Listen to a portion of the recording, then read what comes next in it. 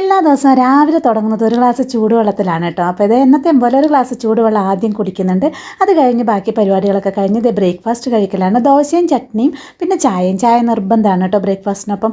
അത് കഴിഞ്ഞത് വെറുതെ ഇങ്ങനെ ചില നേരങ്ങളിലൊക്കെ ഞാനിങ്ങനെ നമ്മുടെ സ്റ്റാർ ഗൂസ്ബെറി എടുത്ത് കഴിക്കുന്നുണ്ടായിരുന്നു. ഞങ്ങളുടെ കോമ്പൗണ്ടിൽ ഒത്തിരി ഉണ്ട് ഇപ്പോൾ കിട്ടാൻ, വൈറ്റമിൻ സി നിറഞ്ഞിരിക്കുന്നതല്ലേ. അപ്പോൾ ഇടക്കിടക്ക് അതോരോന്ന് കഴിക്കുന്നുണ്ടായിരുന്നു കേട്ടോ.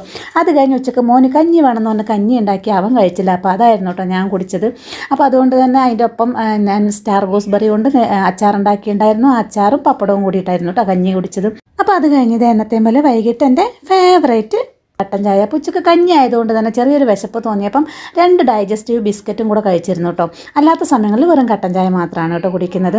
അപ്പോൾ ഇത് കട്ടൻ ചായ കുടിയും കഴിഞ്ഞിട്ടുണ്ട്. അത് കഴിഞ്ഞത് വെറുതെ മോന് പോപ്കോൺ ഉണ്ടാക്കി കൊടുത്തപ്പോൾ അതിനിടക്കിടയ്ക്ക് ഒരു ഇത്തിരി പോപ്കോൺ ഞാനും കഴിച്ചു. അത് കഴിഞ്ഞ് രാത്രി ആയപ്പം ഒരു 2-3 സ്പൂൺ പായസം അമ്പലത്തിൽ നിന്ന് കൊണ്ടുവന്നതായിരുന്നു. അതും കൂടെ കുടിച്ചപ്പോൾ എനിക്ക് പിന്നെ വിശപ്പൊന്നും തോന്നിയില്ല കേട്ടോ. അപ്പോൾ ഇന്ന് ഇത്രയേ ഉള്ളൂ.